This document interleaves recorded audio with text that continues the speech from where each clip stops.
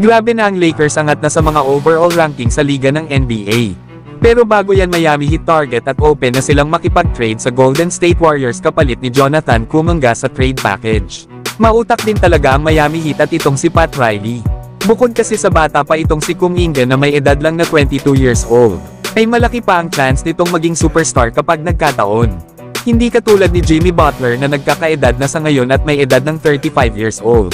Kaya jackpot talaga ang Miami Heat kapag natuloy ang pagkuha nila dito kay Jonathan Kuminga sa Warriors. Lalo at ngayong season ay nagpapakita na ito ng mga katangian para maging isang star player. Nasa mga naging laban nga ng Warriors sa mga koponan ng Los Angeles Clippers at Phoenix Suns, ay back-to-back 34 points lang naman ang ginawa dito ni Kuminga. Kaya kung mapupunta ito sa isang koponan kagaya ng Miami Heat kung saan ay magagamit talaga ang kanyang full potential at maging main man ito doon kasama nila Bam Adebayo at Tyler Hero, ay panigurado na isang contender team agad ang Miami Heat. Lalo at sa trade na gagawin ng Warriors at Heat ay kailangan pa nga na ibigay ng Warriors itong si Andrew Wiggins at ilang mga draft picks para magsakto ang nasabing trade. Sa ngayon ay suspendido pa itong si Jimmy Butler ng 7 days dito sa Miami Heat.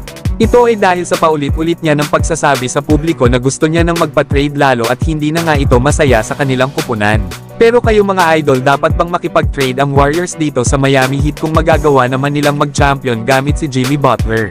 O wag na lang silang makipag-trade lalo at mawawalan sila ng future star player kapag nagretiro na si Stephen Curry? Kaya dapat bang ibalik na lang ng Warriors sa off-season si Jonathan Kuminga at bigyan ito ng kontrata na nararapat sa kanya?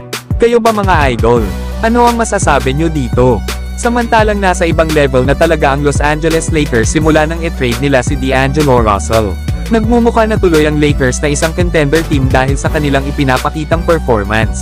Paano ba naman ay kasalukuyan na nga ngayon na nasa pang-apat na pwesto ang Lakers sa standing sa West, na may record na 20 wins and 14 losses. Lalo at may nabubuong Big 3 sa kanilang kupunan sa likod nila Anthony Davis, LeBron James at Austin Reeves. Na-unlock na nga mga idol ang tinatagong husay ni Austin Reeves simula nang maging main point guard na ito ng Lakers. Lalo at ito talaga ang matagal niya nang gusto na paglaruan na posisyon sa Lakers. Ang maganda kasi kay Austin Reeves ay hindi naman ito isang ball dominant o yung tatagal sa kanyang mga kamay ang bola. Hindi katulad ni D'Angelo Russell na hindi effective na isang off-the-ball player.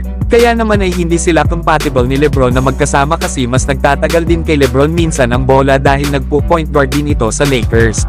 Kaya naman nang matrade na si D'Lo ay dito na talaga lumabas ang full potential ng isang Austin Reeves. May pagka-all-around player kasi itong si Reeves. Bukod kasi sa ball handler at playmaker na ito ay isa pa itong scorer. Ang maganda pa kay Austin Reeves ay hindi katulad noong magkasama pa sila ni D'Angelo Russell. Ay ngayon ay litaw na litaw ang depensa ng isang Austin Reeves lalo at isa pa itong mahusay na off-the-ball player kaya nagbi-blend talaga ang laro nito sa kanyang mga kasama. Kaya bagay na bagay talaga itong kasama ni LeBron sa loob ng court. Na hindi nga sila naghahati sa pagdadala ng bola ni LeBron na kumbaga mga idol ay balance lang. Lalo at kanina nga matapos na makagawa si LeBron ng 30 points at 8 assists, ay tuluyan na nga nitong nilagpasan ng 6-time NBA champion na si Michael Jordan sa may most 30-point game sa NBA history. Kaya naman sa last 10 games ng Lakers dahil nanalo sila kanina sa Atlanta Hawks ay grabe na ang kanilang rankings. Na pagdating nga sa offensive rating ay pang-7 sila sa liga na may 115. Pagdating naman sa defensive rating ay nasa pang-12 naman sila na may 110. Pang-8 naman sila sa net rating na may almost 5%. Pagdating naman sa field goals ay pang-5 ang Lakers sa liga na may 47%.